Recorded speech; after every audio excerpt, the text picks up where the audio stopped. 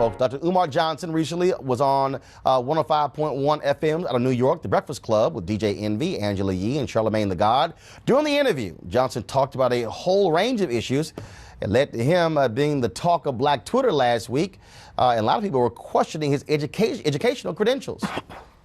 Now, people ask me, what can we expect from a Donald Trump White House for Black America? And the answer is real simple. You can expect exactly what you got from a Obama White House. Absolutely nothing. Black people know they're not American, but they will fight like hell to protect that identity because they don't want to be identified with who they really are, and that's being African. As long as you have a skill, you can always feed your family. But if all you got is college degrees, you might end up in the unemployment line. I'm a psychologist. Ain't too many black people running around looking for a psychologist to reveal all the skeletons in their closet. All right, folks, joining us right now, Dr. Umar Johnson. Welcome back to the show. First and foremost, it was amazing looking at this whole reaction. I mean, I'm sitting here, you know, again, people asking all kind of questions, things are blowing up. And so many people jumped on saying he's not a real doctor, okay? Where did you graduate from and you got your PhD? My undergraduate education was from Millersville University. 3 degrees, political science, psychology, master's in school psychology. Subsequent to that, Pennsylvania certification as a school psychologist, which I've been for almost 20 years.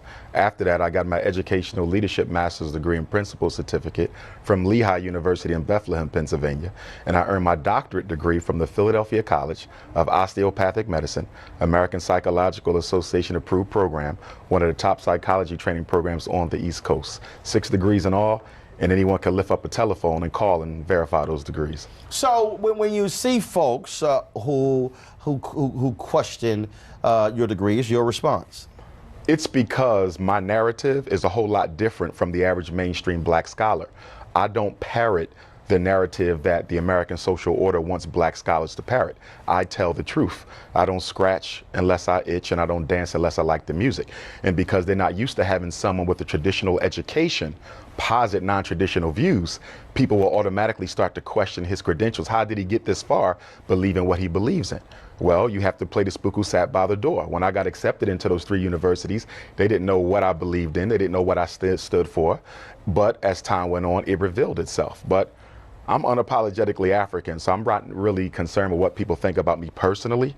I have a job to do, and that is to awaken the sleeping consciousness of African people, not just in America, but all across the world. One of the things that you said during the interview, you said that Mandarin was one of the official languages in South Africa. Yes, sir. And others said you were dead wrong.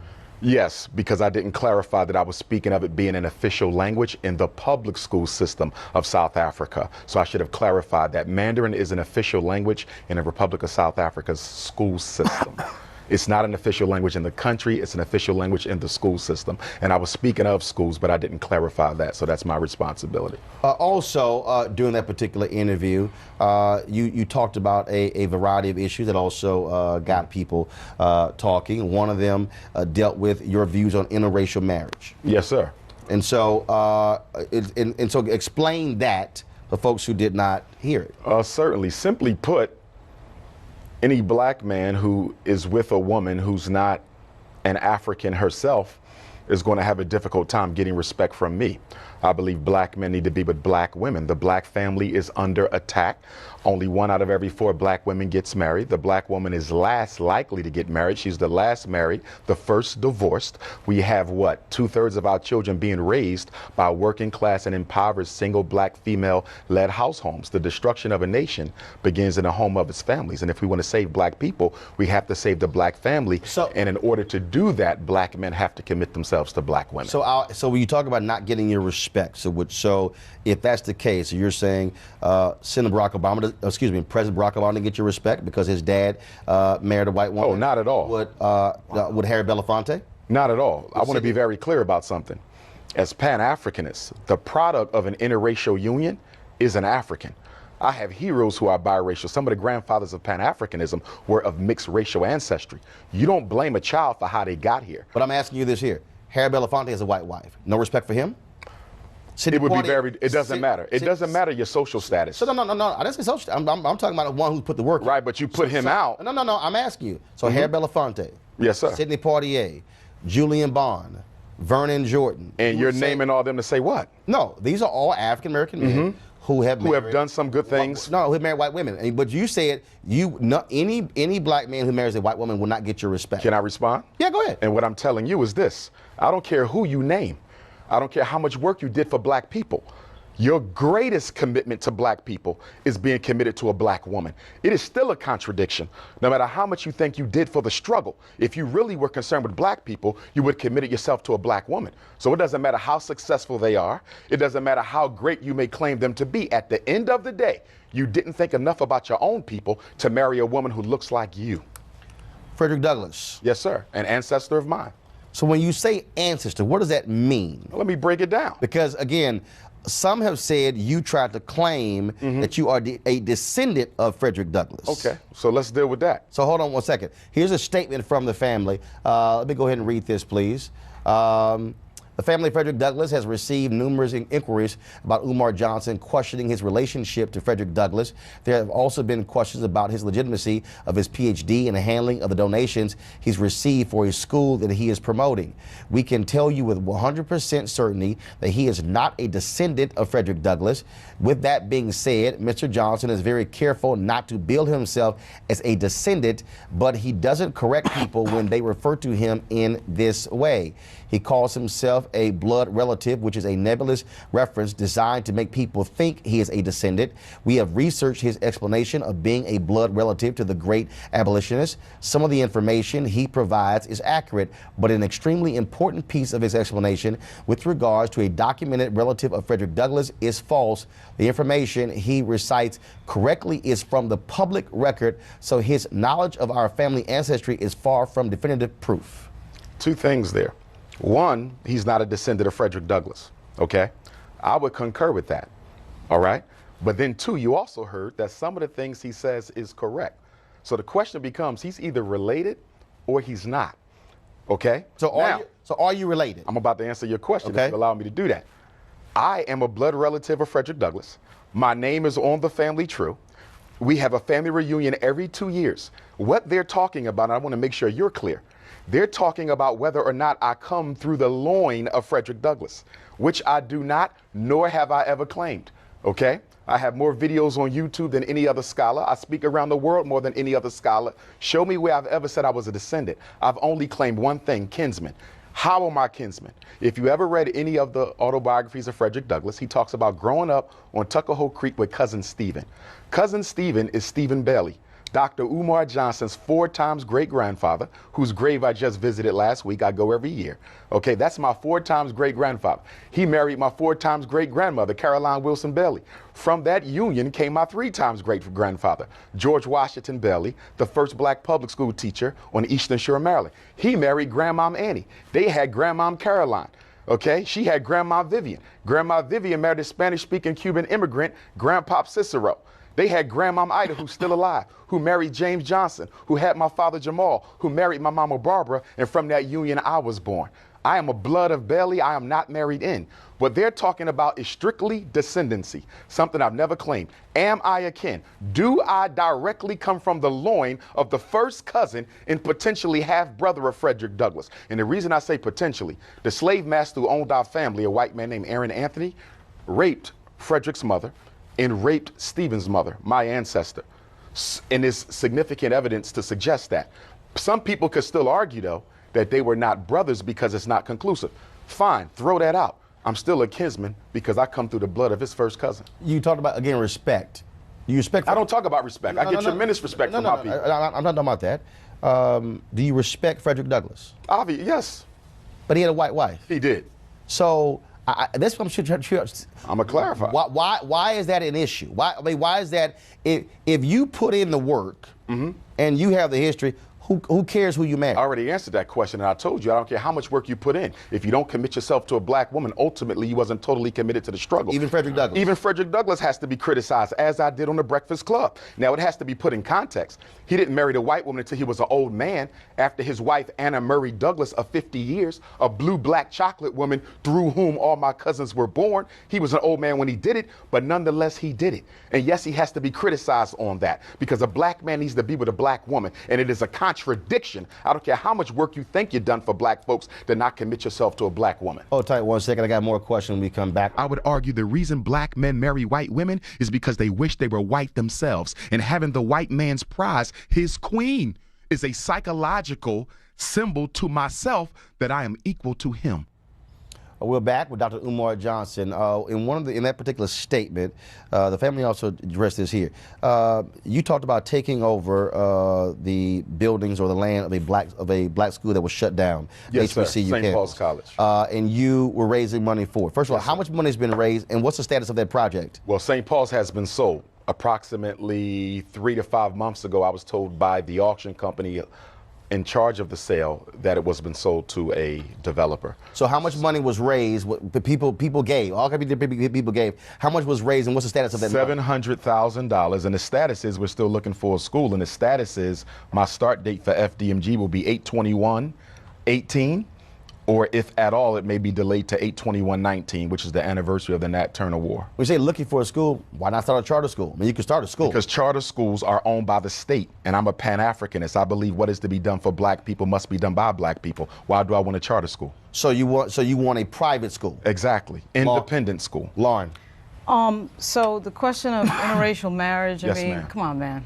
You're too smart for this. We got Come on, what? 43. I'm too smart for what? We got 43 million black people in this country. And that we got means over what? 190 million white people. You're going to sit here and say that if And you a got half black the person black and a white women. person get married, a black person and a white person get married, one can't understand the other person's struggle. You've seen It's not you've about seen Tim Wise, right? individualism. You've seen It's Reverend about Wallace. You've systematic seen white people who empowerment. understand racism very well. That doesn't mean they're going to do anything about The other thing it. that is obviously true is they understand racism when you see things like the murder of Medgar Evers, like the murder of Martin Luther King. They understand racism and just what fine. did they do about it? They understand us gaining just fine, and that's why murder happened. Based on right? what? So the idea that somehow a white person can't understand our struggle, I no could way. care less what they understand. I'm No asking way. you, what have they done systematically He already to told you improve that. the opportunities He of already white folks? told you He that. did not tell me that. Yes, you did tell He tell did you not that. tell me that. You're going to tell me that guys like Tim Wise and Reverend Wallace don't understand What about race in Tim America? Wise? They don't understand race He in America? articulates They don't racism, so but what has he done to there are no white systematically people that understand race in eliminate it? America? There's not no a white white people. person There's in no white America. people understand race in America. There's not a white person. Them going to Eugene. There's not a white person in America who has ever worked to systematically eliminate the white privilege that they benefit from vis-a-vis your oppression. You are lying. You know Eugene, 190 So- million people in America. Eugene. We're not going to go there. We're not. I haven't Called me a liar, and you're cool. Well, it's a fact that Watch you're how lying. you talk It's to a me, fact or that watch you're how I lying. talk It's to a you. fact that you're I lying. understand you To are say a white that No, everybody, 1 second. Several things I don't allow. I don't allow the N-word. I don't allow coon. We can talk to one another and disagree, but I do not use racial epithets against And black that's people. fine, but he called me a no, liar. No. So the language needs to be watched on both Racial sides. epithets will not be used on this show And that's fine. by anybody. But how we talk to each but other needs you to can be say up whatever there. you want, but no racial epithets will be used on this show about black people to black people. Eugene, your question. So, from your paradigm, from your perspective, Civil Rights Act isn't an act of white folk stepping up on behalf of black folk. Current criminal justice reform legislation moving isn't a current act of white folk stepping on behalf of black folk. Folk that funded the civil rights movement in the 50s and 60s isn't an act of white folks stepping up on behalf of black folk. I'm sorry, as an American, because I define myself as an American, an African American. I'm sure you do.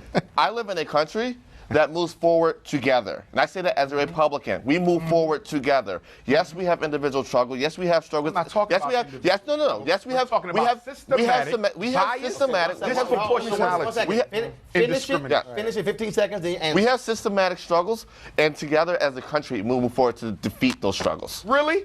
So, based on what you said, I want you to give me examples of white folk, not individuals, but systematically. Why can't it be individuals? Excuse me. Why can't they be Excuse me. individuals? 1 second. I know you can't wait to 1 second defend him, answer. but let me 1 finish. second answer. Can I finish? Go. Okay, I'm going. Okay?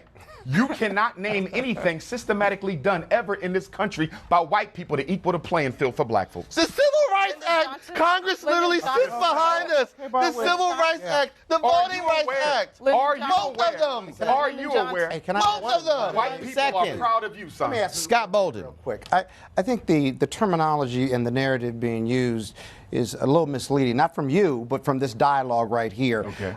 You know, it's one thing to sympathize with the struggle. It's another one to empathize with the struggle. Very different. When you talk about marriage being a political choice, and that one of the arguments that you made that I tend to agree with is that if you don't marry a black woman, then she can never support and comfort and value your day-to-day struggle as a black man. That being said, I do think that the level of the rhetoric that you use in regard to your Pan-Africanism is difficult for many of us, quote, in the mainstream to get our arms around. But this issue about black men and white women in the civil rights struggle is not a new discussion. My mother was a civil rights activist in Chicago, and she would often complain privately that, one, you can't sleep white and talk black, if you will. And that's always been in the American struggle, African-American struggle with ourselves. Yes, sir. The other thing is that we struggle with our own psychology about self-love and otherwise. And if we get our arms around that, that does make sense. Okay. But you would have to say that you know 190 million people. But you're being too one second. You would have to claim The that. individuals don't matter. You'd have to claim No, that. go ahead and respond. Go ahead. And I agree with my brother's Scott. comments. Brother Scott, he brought up the Civil Rights Bill. But what he did not talk about in relation to the Civil Rights Bill is there were two words included in that bill that ultimately served to take away from black people what that bill was intended to deliver. They added gender and they added sexual orientation. And as a result of that, white women and homosexuals have been able to strip black America from the intended gains of the Civil Rights Act. So there was still racism in that bill if you will study that history. But Umar, your question was, has anyone black ever systematically done, has anyone white ever systematically done anything? Systematically. White America. So LBJ would be the answer for that, No, because that's the government. No, I don't think you heard the question. That's a systematic move. No, you didn't hear the question. No, you did not. No, you didn't. Yeah, you're so quick to defend white folks that you're not listening. No, I'm not trying to I defend literally white have folks. 45 seconds, so restate the question and give the answer. I got 45 All right, seconds. let's get an answer. The question was, what has white America done? Right. Not individuals. Systematically. You won't even let me finish. Yeah, because you're that in love with white folks, you won't even let me finish. Point on everything. Finish literally 20 seconds. There is no bigger system than the 20 seconds, I'll finish. US And in 20 government is seconds, big I would say that the panel that you have here, who are extremely intelligent, do not represent the everyday black man and woman struggles, and then because of that, they can articulate. And you represent 43 million people in this country? I don't think so. I appreciate it. Thanks so much.